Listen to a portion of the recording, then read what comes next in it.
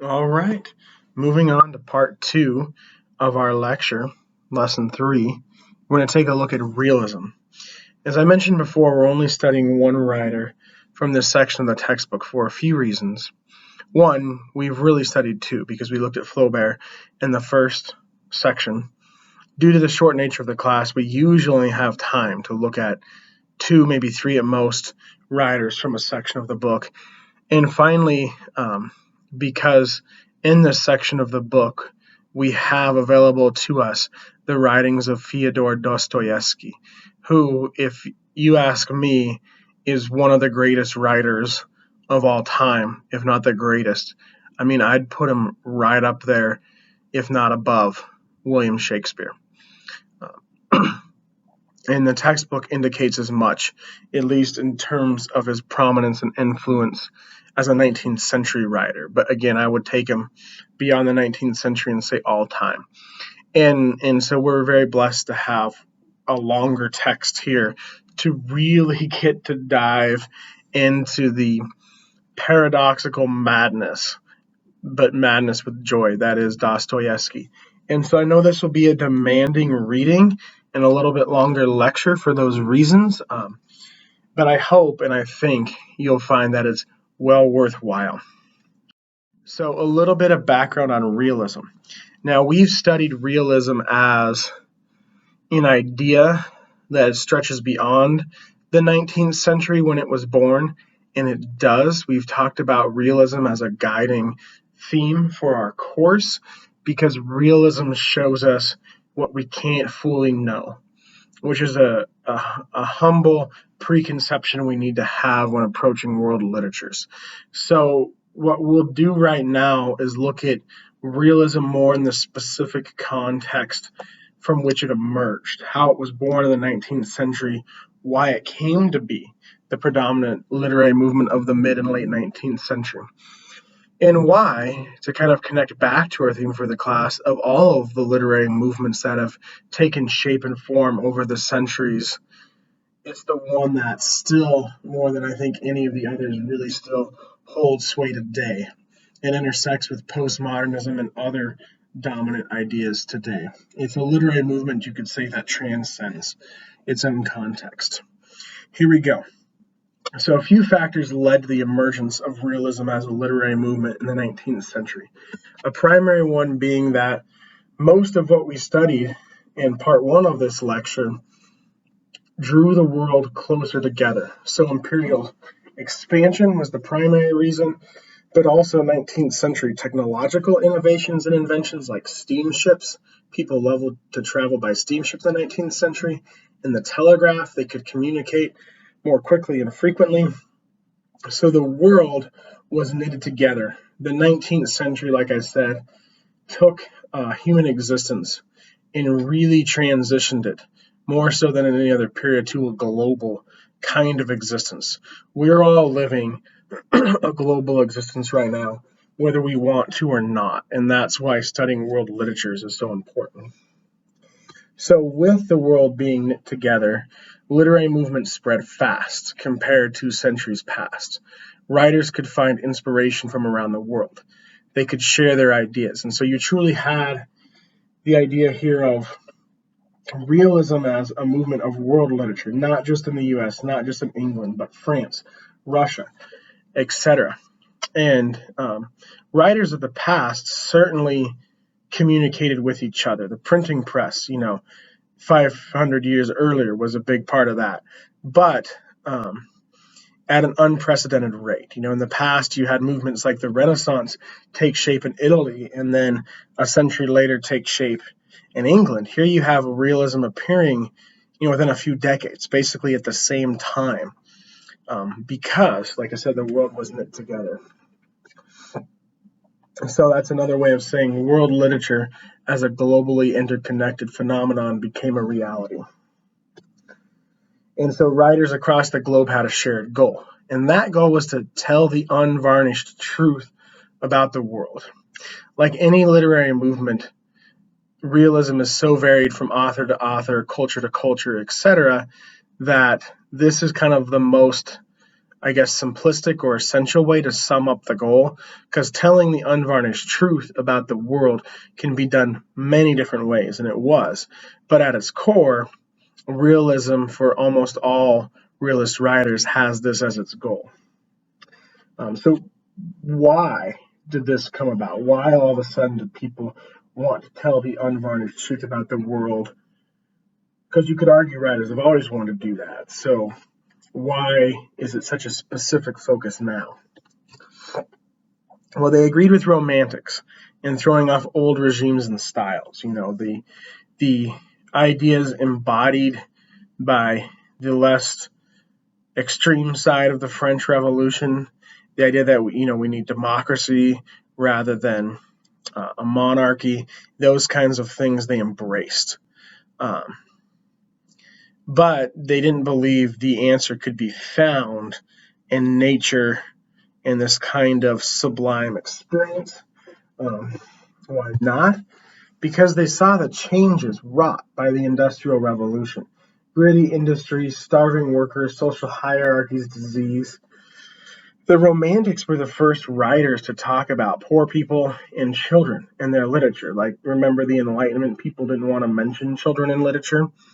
So the realists took that a step farther and went and showed really the nitty gritty of life, you could say, because that was reality, not a sublime experience in nature.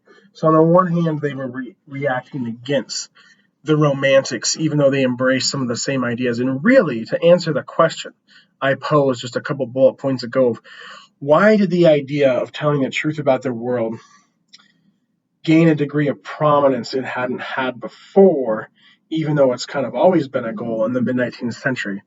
Answer, I would say this here, what we have here on this bullet point: the Industrial Revolution. Seeing the rich and the poor so close together on the newly urban city streets, that distance, social but not physical distance between the two, ushered in a harsh new reality, and writers wanted to depict that. Uh, so that was their motive, their goal. But writers had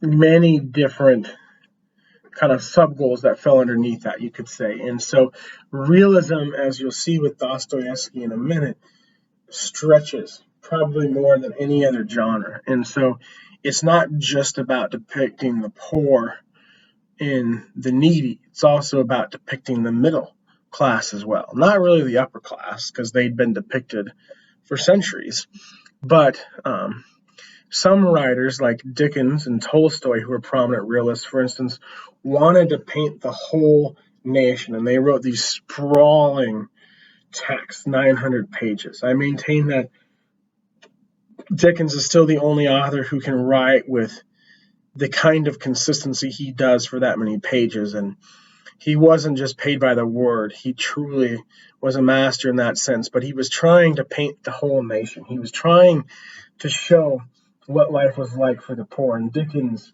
was very motivated by social change, having been a part of the working class himself as a young boy before he raised himself up. But he also showed the rest of the world. If the rich and the poor were close together on the city streets, then you had to show both to really depict the world accurately. Um, One other major thing that came out of realism was the rise of the novel. Novels are so commonplace now. Now they're the most common form of literature that we probably, most of us, think they've been around a long time. When you think of the history of the world, the last 150 years is not that long. And of course, novels were around before the 1850s, but they were few and far between. And so a big thing that happened with realism and why it came about was that the middle and the lower classes, as I've mentioned before, gained access to education, learned to read and write, and had a vested interest in, what kind of literature people were reading for the first time. And they didn't want to read poetry. They didn't want to just go to plays. And so the novel rose to prominence. But for the realists, it was also the perfect form. Poetry was so formal with, different, like whether you're writing a sonnet or a villanelle or some other specific form. Free verse was a relatively new thing that not many people besides Whitman utilized yet. And it was always associated with beauty. Even Baudelaire, who's the most crass, is doing it in this very formal, beautiful way.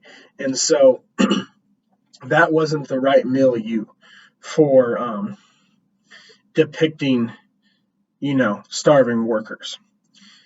Drama was a pretty good milieu for that. And so plays remained really popular. And poetry remained popular too, but plays, and especially long fiction, the novel, was really the form for the realists. And these writers wanted to change the world, right? If they're depicting starving workers, they want to do something to help those workers no longer be starving. And so they're trying to activate social change, conscience activating, you could say, because they knew that the middle class and upper class were probably reading and enjoying these novels.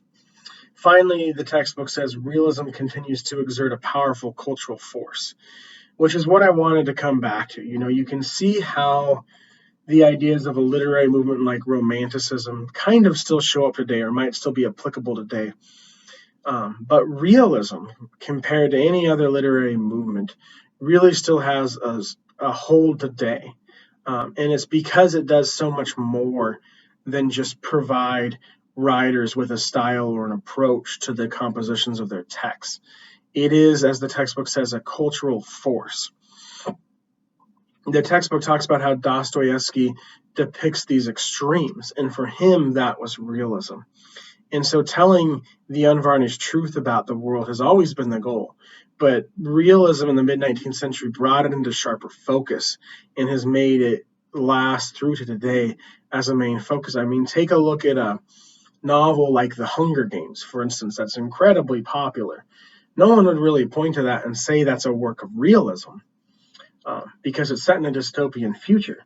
But what is the author trying to do there? Is she not trying to tell the unvarnished truth about the world? I mean, what is a novel where one small portion of society is stuffed to the brim and everyone else is starving, and those people who are overstuffed force the others to fight each other in ritual combat for their viewing pleasure? I mean, how is that not telling the unvarnished truth about the world in which we live? So realism is still a cultural force today. And I think that the novel, the fact that it's lasted and is now the most prominent literary form, really shows that, because the novel is the literary form of the people, and realism is the literary movement for the people. And that's why they're still so prominent today. All right, so Dostoevsky was a unique realist in his own way. And like I said, I think one of the most important writers we can ever study. So what's a little bit about him? He grew up as the son of a doctor. His father was stern and efficient, while his mother was the compassionate one.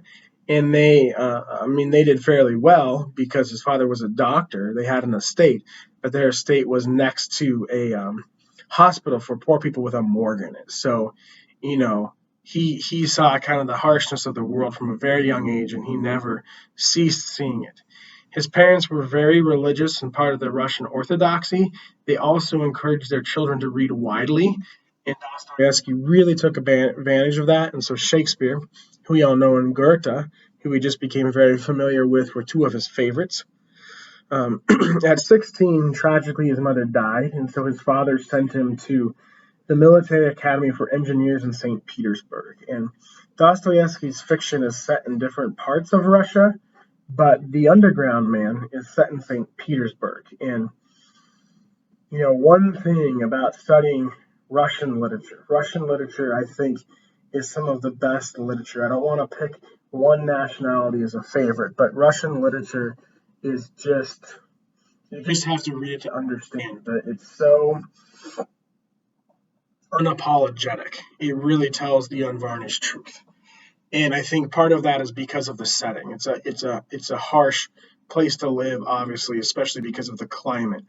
And St. Petersburg in particular is just this kind of urban place, always covered in snow. And so it's just a backdrop for so many great Russian works, including The Underground Man. And then on the way there, he noticed this act of violence of a passenger hitting the driver of a stagecoach, and then the driver hitting his horses. And so this is something we see throughout Dostoevsky's texts, all of them. The lifelong fascination with basic human desire to subdue those weaker than oneself. The underground man in our text here is constantly like just insulting and slandering others around him, trying to make them beneath him. And Dostoevsky saw this on the street literally as he's being sent away to boarding school. And the idea of committing a crime, of a grotesque act of violence and getting away with it, that idea inspired was probably his second most famous novel, Crime and Punishment. And that scene on the street of a passenger hitting a coach driver and the coach driver hitting his horses is actually a scene that he then inserts into Crime and Punishment. It shows up there. So he was sent to this school at 16 when his mother died. Just 2 years later, when he was 18 in 1839, his father was mysteriously murdered on his own estate, probably by his serfs. The workers there. We'll talk about serfdom in just a minute on the next slide. And this is, influenced his literature as well. Dostoevsky had, as the textbook says it well, a stern but efficient father. Problematic father figures like that play very much a prominent role throughout his text, especially in what is his most popular text, his greatest text, and I would argue is in the top 2 for greatest novels of the 19th century and probably one of the greatest novels of all time, The Brothers Karamazov. The textbook opens with this great opening hook of a man about to be executed who's saved at the last minute. It couldn't be more dramatic. But that is actually what happened to Dostoevsky. He was sentenced to death for being a radical,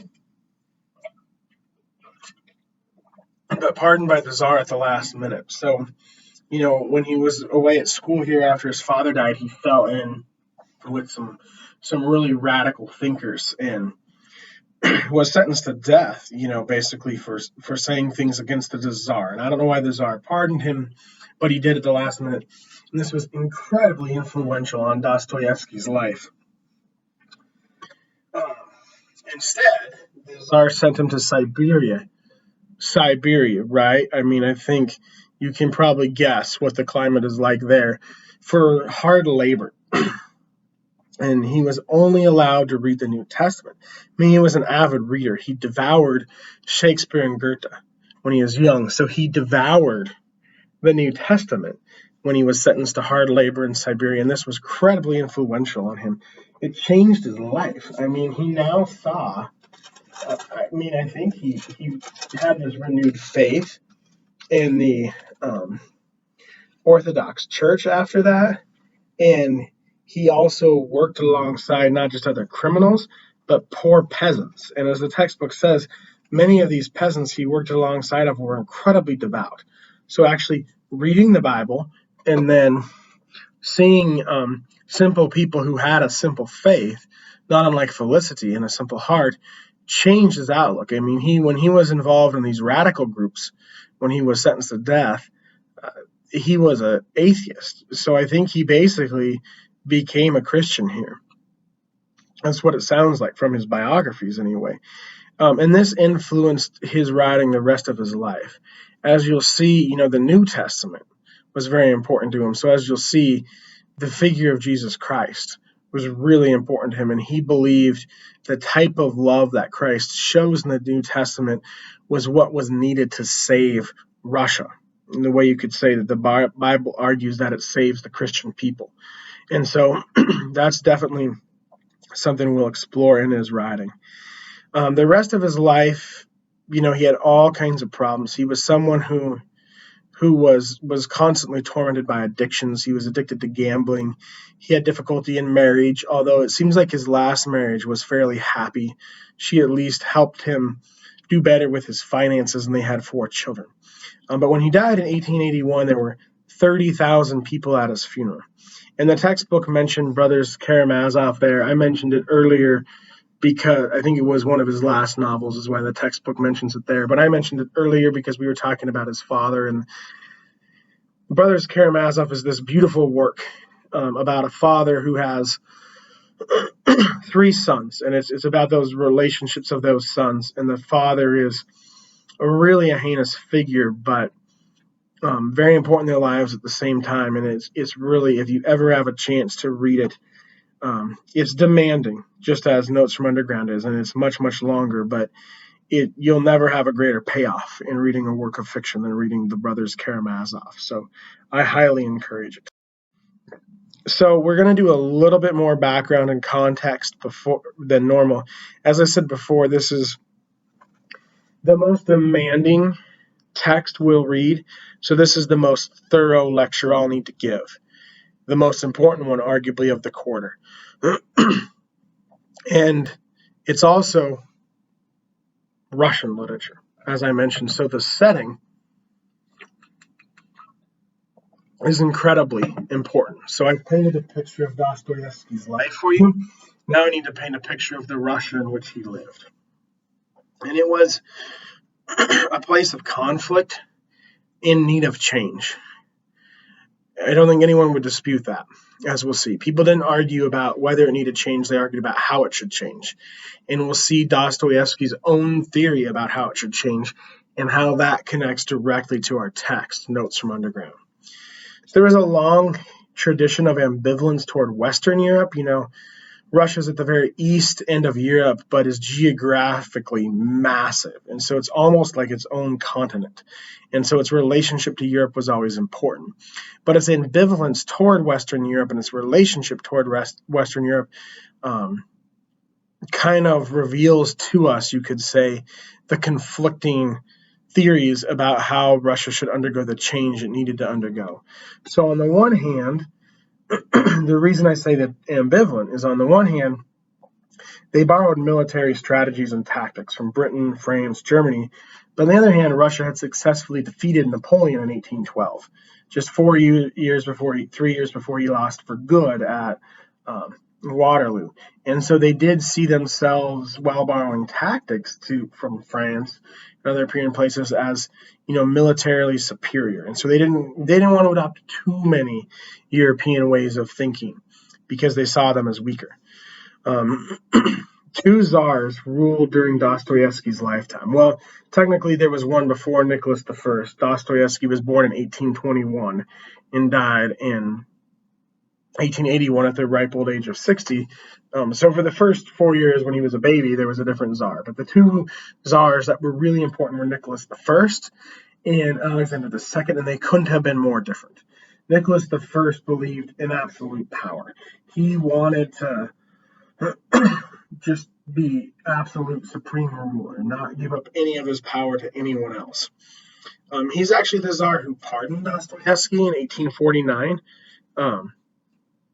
When Dostoevsky was almost 30 and sentenced to death. And again, I don't know why he pardoned him, but he did then sentence him to those years of labor in Siberia. The other czar, as I mentioned, who ruled from 1855 until his death, which was the same year as Dostoevsky's, 1881, was Alexander II. And he was a reformist czar, the complete opposite of Nicholas I. He abolished serfdom, which was basically that landowners legally owned the peasants who worked their land. I mentioned how this was very different from the tenant farming in England before. And so it was almost, not quite, but almost slavery. So he abolished that. He established trial by jury, and he did have some forms of representative government. He was still the czar, the monarch, but compared to Nicholas I, he didn't desire absolute power. So he did institute some forms of government that involved, voting and electing officials, even though he was still the monarch. And this was obviously controversial. So he was assassinated in 1881, as I said, the same year Dostoevsky died. And this kind of, you could say, Alexander's rule, because of these drastically new and controversial reforms, it kind of, you could say his rule spawned two different forms of Russian thinkers. There were the Westernizers who were liberal and more radical, and they supported Alexander's the Second reforms, and they ranged from just wanting more reforms to being very radical, to the point where they thought, the old monarchy had to be completely overthrown. Excuse me. And it was eventually after World War One. And then the other side, when I say the other side, it's still pretty radical. I mean, they still wanted sweeping change. It was just how you would go about doing it. And so the main difference is the other side saw change coming from the church rather than outside of it. So they thought they were called Slavophiles because they thought all the Slavic peoples should be united around spiritual beliefs, and those beliefs included, the Russian Orthodox Church. One of the things that's brilliant about Dostoevsky is he proposed a middle ground between these two approaches. He called it native soil conservatism. It was very close to the Slavophile approach, and that's why you have both the term native soil and conservatism, because it's not nearly as radical as what the Westernizers thought. But he didn't just see it really being in the Russian church, is one difference from the Slavophiles, and the other is he didn't. When I say all Slavic peoples, they mean from the different kind of the USSR, the different Slavic countries there. But what Dostoevsky means is truly all people, rich and poor. I think the Slavophiles didn't always include the poor, is my suspicion. And so that was one difference, but it was the same idea of uniting. And then what united them was also different, although it was spiritual in both cases. For the Slavophiles, it was kind of just a different set of different, spiritual principles and ideas. I mean, I'm not going to go into the nuances of all those, but for Dostoevsky, it was one main thing, and that was the love of Jesus. Those 4 years reading the New Testament in Siberia, he came to see Christ as a loving figure of reconciliation and self-sacrifice who could regenerate the nation. Russia was really in a dark place at this time. Things were not good under Nicholas I, and the idea that change needed to come was almost unanimous. And so people believed there were different means to change, whether that was, kind of radical reform, perhaps even overthrowing the monarchy, like in the U.S. and France, or kind of uniting under the traditional Orthodox Church. Everyone believed change needed to happen, but what Dostoevsky saw was, the New Testament argues that Christ came to earth to reconcile God's people back to him and achieve that through self-sacrifice. And then when the Holy Spirit raised him from the dead, he was regenerated.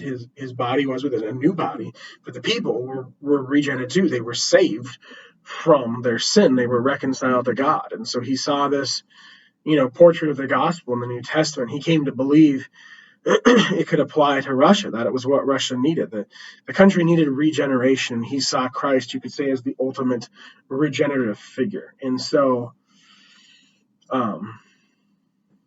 this, vastly influenced his fiction. And, his life was very complicated. He was not just someone going about overtly proclaiming Christ and living a very saintly life. He was addicted to gambling and had all kinds of struggles, but he believed that was the human condition, and that was why humans needed Jesus Christ, and why he saw him as a regenerative figure. And so that idea figures prominently into his fiction. You can't really avoid it. And so we will look at it in Notes from Underground. And I think what this gets at is kind of regardless of what you believe, whether you believe something similar to Dostoevsky or something completely different, him taking that idea of humans needing Christ as his focus makes it so that he more so than I think any other author, really explores the human condition and what it means to be human and how humans should live. And so I think that is one of the reasons why his writing is so popular among all different kinds of people. All right. So hopefully that background was helpful. Let's take a look at Notes from Underground. So I think this text has a couple of central questions. The textbook says that one of those central questions is, what kind of human should one be? And I would add another question to that is, how should we love? How should humans love each other? And the protagonist, or the narrator here, whatever you want to call him, he cannot answer these questions. So the textbook raises the question, should we even try, or Notes from Underground raises the question, should we even try? If the text is asking what kind of human should one be, but doesn't answer that question itself, then can we answer that question?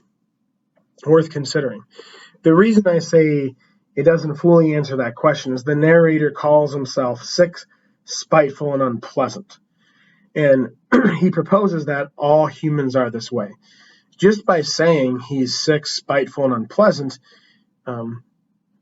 he's basically proposing that question, but he proposes it overtly too.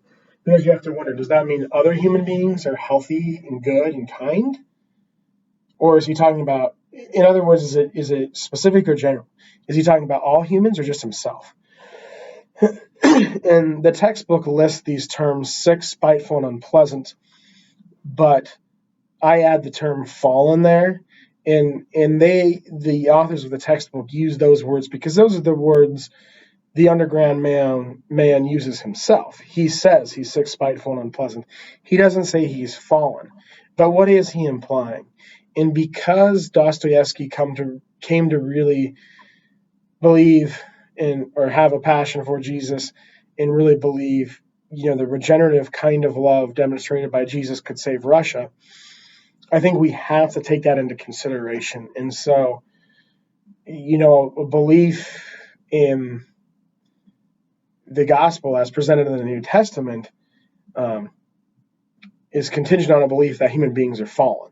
If they're not fallen, then Jesus doesn't have to die. So, I'm sorry, I'm having a bit of a cough today.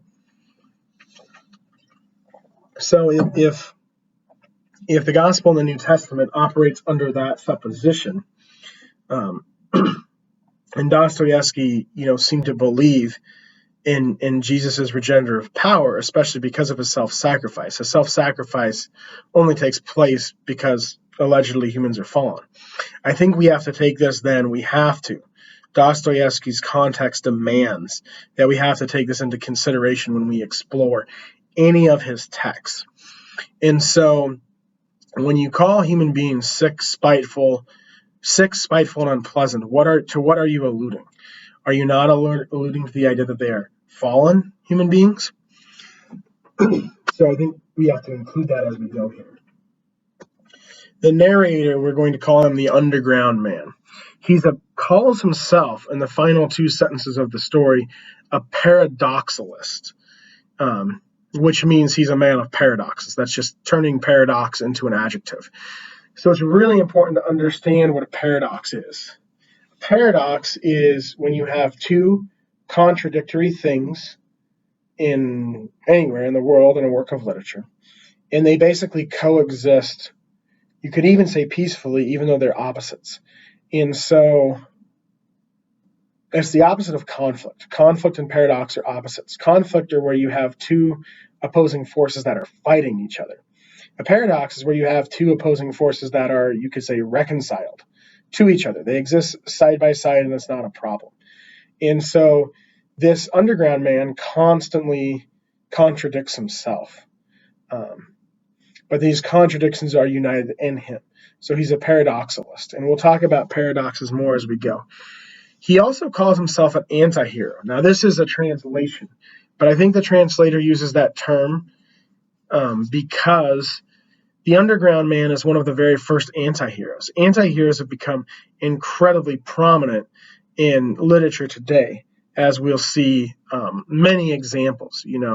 Really the last 10 to 20 years, anti-heroes have become incredibly important with people like characters like Walter White on Breaking Bad or Dexter, who are essentially criminals or villains, but they do heroic things, or the creators of the text get you to sympathize with them. There's something heroic about them, even though they're not what you traditionally think of as a hero. And so the Underground Man is one of the very first anti-heroes. Dostoevsky essentially invented the anti-hero with his Underground Man.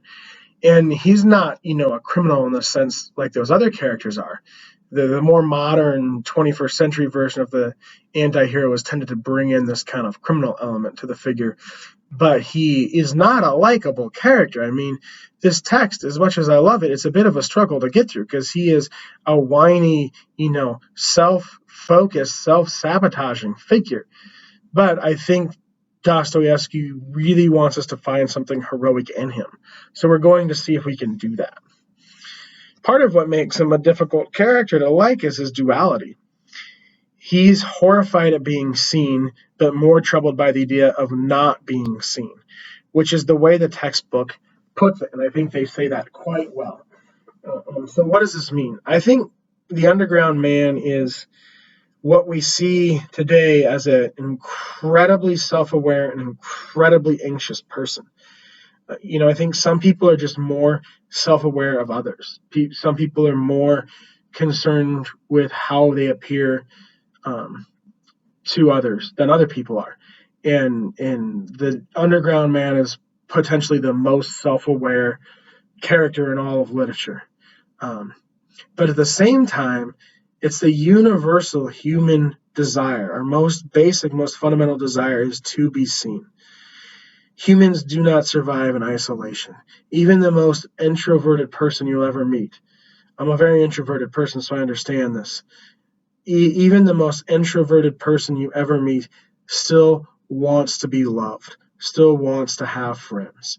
And so we have this character who is probably more self-aware than any other character in literature, but still has this basic idea. Everybody wants to be known. Everybody wants to be seen, including the Underground Man. But because he's so self-aware, he can't possibly be seen. And that's what makes his existence a torture. And why create a character like this? As we'll talk about in a minute, Dostoevsky writes his realism in extremes of realism. And so the Underground Man,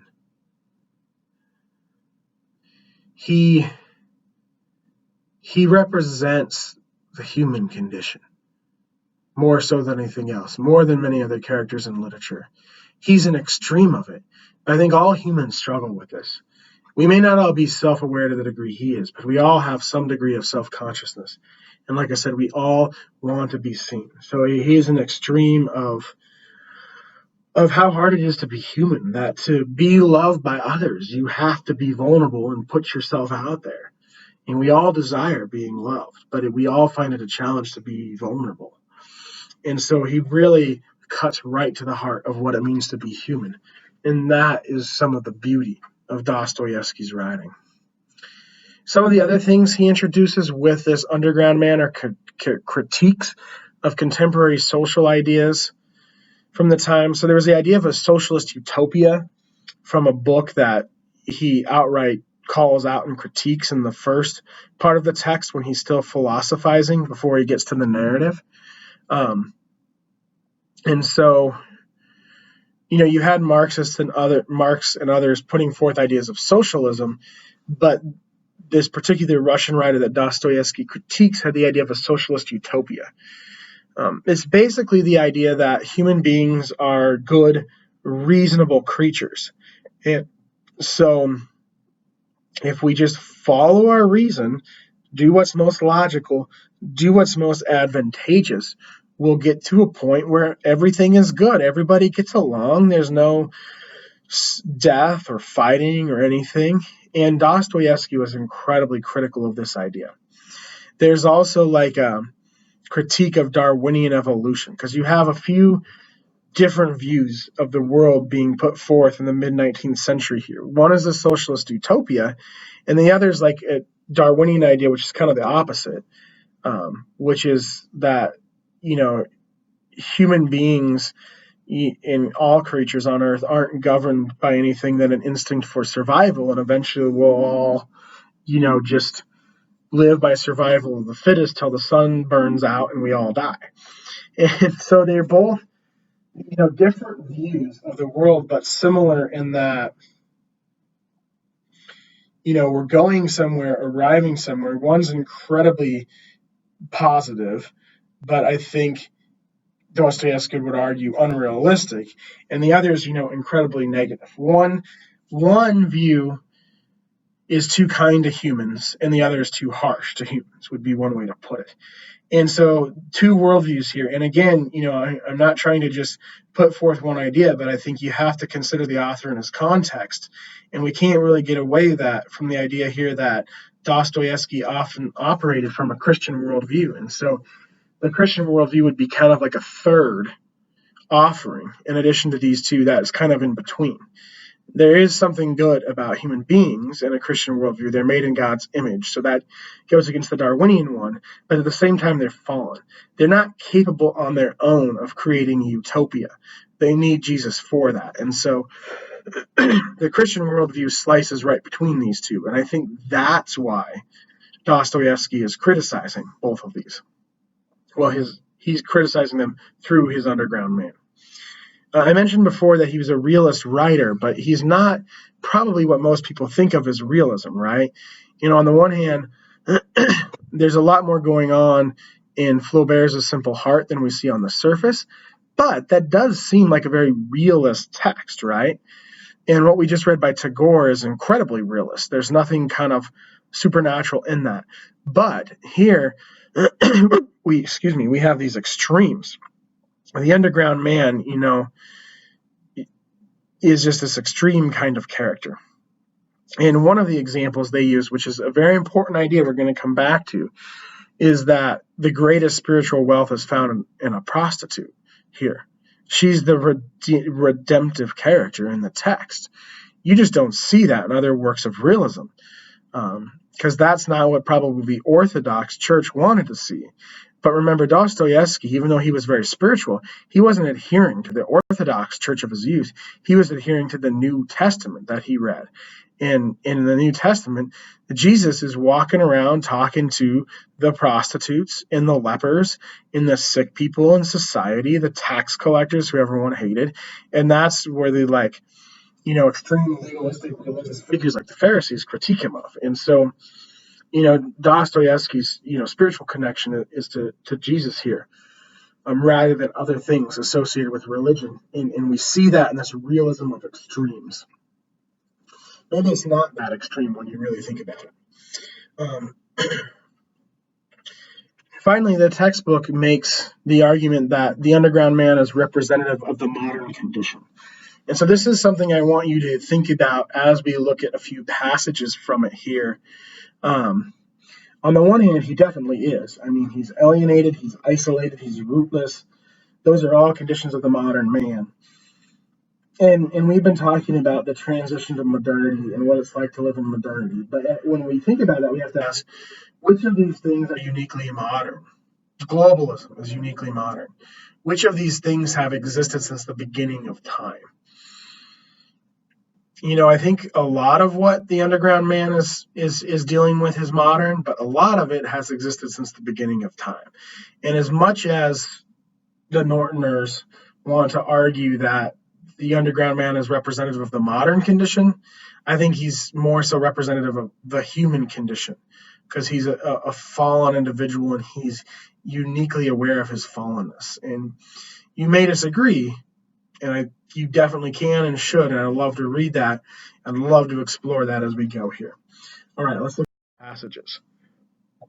So I'm going to look at just two passages from the first part, because I think the narrative is much more interesting than the philosophizing. The narrative is definitely easier to read than all of the philosophy in the first 20 pages, but there's some important ideas there. So this idea, are we fallen? Are we all sick, spiteful, and unpleasant, or is just the modern man sick, spiteful, and unpleasant? And is it just the underground man, or is it all human beings? That really comes through when he's talking about advantages. He says, advantage. What is advantage? Will you take it upon yourself to define with absolute precision what constitutes man's advantage? And what if it turns out that sometimes man's advantage, sometimes not only may, but even must, in circumstances, consist precisely in his desiring something harmful to himself instead of something advantageous? And if this is so, if this can ever occur, then the whole theory falls to pieces. So this is the passage where he primarily critiques that socialist utopia idea, because the socialists believe that human nature is good and logical, and so if we keep doing what is logical, we'll only do things that are advantageous. We won't do things that harm us. And eventually, over time, we'll create a utopia. Because if we're only doing things that are advantageous, not harmful, that's the logical end goal. And that is a logical theory.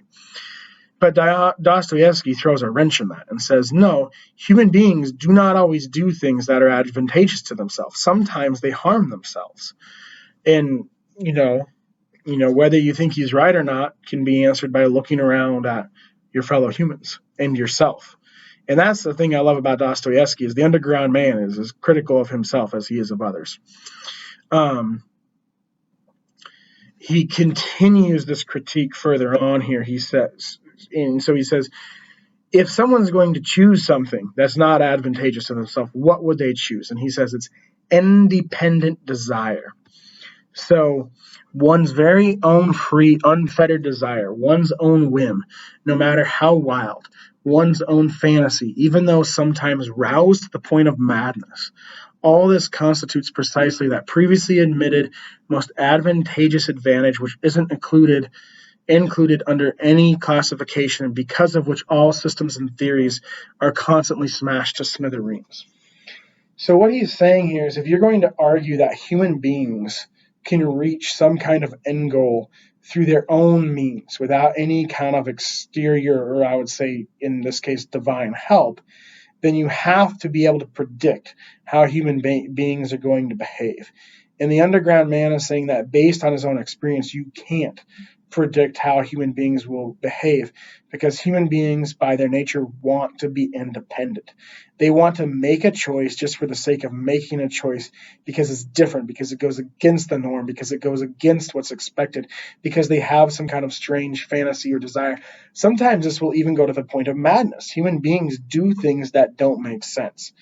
In a theory of a socialist utopia, or even a theory of like Darwinian evolution, is smashed to smithereens by humans doing things that don't make sense. Both of those theories are based on the premise that human beings will operate a certain way and always operate that way. And Dostoevsky is saying, no, you can't confine a human being to a system like that. They don't always operate the same way. And I think that's where theories like socialism and Darwinianism remove the divine, because they're saying humans can get wherever they're going on their own. And the worldview that brings the divine into consideration says, no, human beings need help to get where they're going. And Dostoevsky's implying kind of the same idea here, because he's saying, human beings are not consistent enough to get there on their own. All right, let's look at the actual narrative. Now, there's a lot I could go over with this narrative, and I don't want to take up even more of your time. So one thing I'll point out real quickly before we look at the quotes is there's a pattern here. If you remember back to our discussion of a simple heart, patterns are very important in all of literature, but especially in realism. And a simple heart followed this pattern where Felicity would have a relationship with someone, become very attached, and then lose that person, and then grieve. And the happiness was short and the grief was long. And the relationships changed as the things became basically less and less human, the objects of her affection. So there's a similar kind of pattern in The Underground Man, where he goes from character to character with a similar kind of relationship in each situation, and the characters become lower in social standing. So basically, it's that idea of the horror at being seen combined with the desire of all humans to be seen. And so he goes from a policeman, and he is so annoyed this policeman doesn't notice him. The policeman's an authority figure to his childhood friends who are like his people, his childhood friends, but they're not figures of authority. To a prostitute, to a servant who is technically beneath him because he's a servant, and then back to a prostitute. And so the figures become lower in social standing. And he wants these people, the relationship is he wants them to notice him. And when they don't give him respect, in the case of the policeman, his friends, and the servant, he degrades them, treats them unkindly, mocks them. With the prostitute, she's the key character. She's the key to the whole text. She sees him differently than they do. She loves him. I mean, she makes love to him, but she also, I think, loves him not necessarily in a romantic sense, but she feels a sympathy toward him. He's never known sympathy from anyone in his entire life. And so she's different than the other three instances, the policeman, the friends, and the servant. But he still treats her that same way because he's horrified at being seen. He's acutely self-aware. So we could spend another hour, we could spend days and look at all of these scenes, but we're just going to look at the final scene with Liza the prostitute because she's the important figure to understanding the text. So after he has his initial encounter with her, he feels something there, a connection. So he gives her his address. But then, because he's horrified at being seen and he lives in like this shabby, crummy apartment, he's worried she'll actually come over, which seems like totally unrealistic, right? That this prostitute's going to come like visit him. But he really believes it could happen, and he's terrified by the idea. He says, I was constantly tormented by the thought that Liza might come to see me. It was strange, but from all of yesterday's recollections, the one of her tormented me most, somehow, separately from all the others.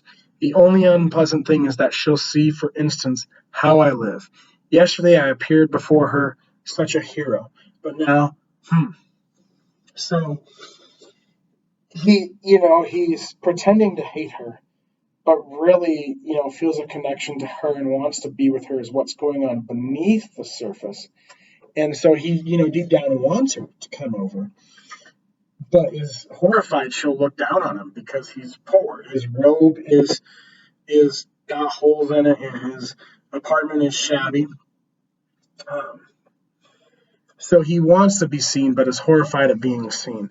And we see how much he wants to be seen, how he longs for a connection with this woman, but he's terrified of it actually happening. When he talks to his servant after she actually does come over and gets there, he says, he's asking the servant to make them tea and go get some things for them. And he says, if you don't go, you'll make me a very miserable man. You have no idea who this woman is. This means everything. You may think she's fill in the blank, but you've no idea at all who this woman really is. So he says it means everything. You may think so the servant might have been able to piece together that she's a prostitute or something. He probably doesn't think highly of her. But to the underground man, this woman means everything to him right now because of what she represents. He says, you've no idea at all who this woman really is. So he's speaking like she's the queen in disguise or something because to him, she's that important. Yet he doesn't want to see her. At the same time, he wants more than anything to see her. But at the same time, he is so terrified that she, like everyone else, will not like him, that he insults her, tries to get her to leave, acts like he doesn't want her there. Deep down, he wants this connection with her more than anything else, but is so terrified of it. That's what I was talking about, of the human nature of how being loved is the thing we want most, but it requires a vulnerability that is so challenging. For many, it's like too much to bear. And the underground man represents that part of our human nature. So, to keep things as short as possible, we're just going to look at one more passage. This passage is the key to it all. This is the most, other scholars may disagree with me. I think this is the most important passage in the Underground Man. It comes back to our thread that the idea of the greatest spiritual wealth is not found, in the saints of the day, but in a prostitute. I'd become so accustomed to inventing and imagining everything according to books, and picturing everything on earth to myself, just as I had conceived of it in my dreams, that at first I couldn't even comprehend the meaning of this strange occurrence. But here's what happened. Liza, insulted and crushed by me, understood much more than I had imagined. She understood out of all this what a woman understands first of all, if she sincerely loves, namely, that I was unhappy. So this woman, even though he did not treat her kindly when they were together, has come to his address. He berates her here, basically asks her to leave, is so unkind to her, he's trying to force her out the door. And then what does she do? She comforts him. The reason I say this is the most important passage of the text is, one, because it shows that, and two, because I say it's the most truthful passage of the text. You have a self-admitted paradoxalist. He is contradicting himself every other sentence. How do we know what to believe, what not to believe? Here you believe this. Do you know why? Because he says, she understood out of all this what a woman understands first of all. She sincerely loves, namely, that I was unhappy. That's the truthful part. I was unhappy. He complains a lot. He's tormented for all these reasons, but deep down, he's simply not happy. He wants to be seen because he's afraid of being seen. He ruins every situation and no one likes him. This woman, for some reason, perhaps because she's a prostitute, perhaps because she's knows what it's like to not be loved, sees his great need, feels sympathy for him, understands that when he's berating her and asking her to leave, that deep down, that's not the truth. That's not what he really wants. What he really wants is her. And she comes to him. She comforts him. She loves him in that moment. That's a beautiful thing. That's what happens. She sees he's unhappy. She wades through all of the BS, and she's kind to him. So what do we learn from this? The central question was, what kind of human should we be? And I added the question, how should we love? The reason I added that question, how should we love, is because of the passage I just read. When I read that passage to teach this, I knew that was really the central question of the text, because Liza, in that moment, shows us how to love. The Underground Man can't answer these questions. Can Liza? I think so. I don't want to say for sure, but I think her way of being a human is the closest the text comes to answering that question. So what does Liza do here? She sees someone's great need and loves them despite the fact that they have insulted and hurt her. Is this paradoxical? I think it is, right? Why would you love someone that's been unkind to you? As I mentioned before, a paradox is not a conflict. It's the opposite of conflict. It's when you have two opposing forces that are not in conflict with each other, they're reconciled to each other. So a conflict would be, what he has with the policeman, his friends, his servant. A paradox is what he has with Liza. She loves him even though he spews hate at her. And that's a beautiful thing, because that never happens. That goes against our human nature. By human nature, we're self-interested creatures. And this defies that. So how is this possible? How can she love this way? Well, like I said, I think, we have to come back to the idea that Dostoevsky had a deep passion for Jesus after his time reading the New Testament in Siberia. Because what Liza is really modeling here is the kind of love Jesus showed to people like her, to prostitutes. In a biblical worldview, if you follow a biblical worldview, or you know what one is, then you know that it's that human beings are fallen, which means they have defied God, which means human beings have treated God the way the underground man has treated Liza. That's what a fallen human nature means in a biblical worldview. And so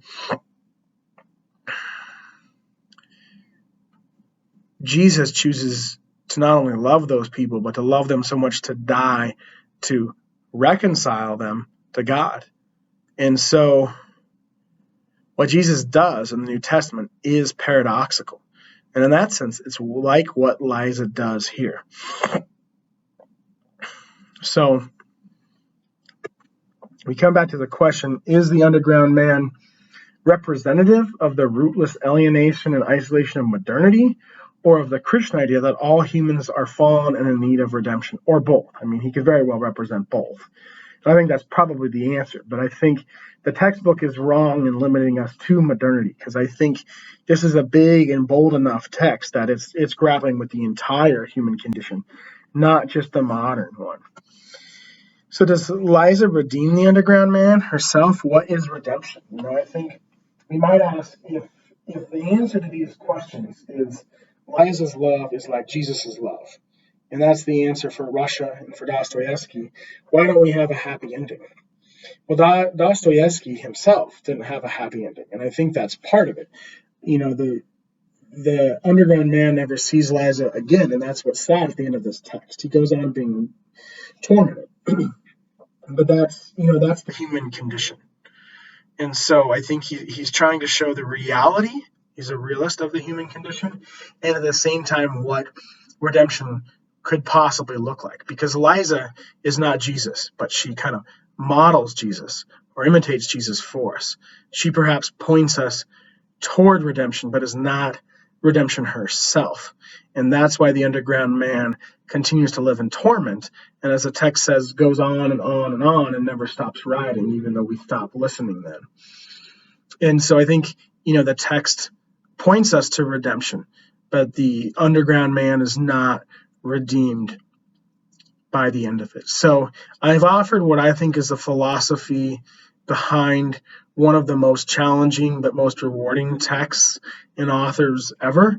And there's still a lot of questions. And there's other great ideas out there too. So I'm really looking forward to yours. And just thank you for taking the time to read this with me.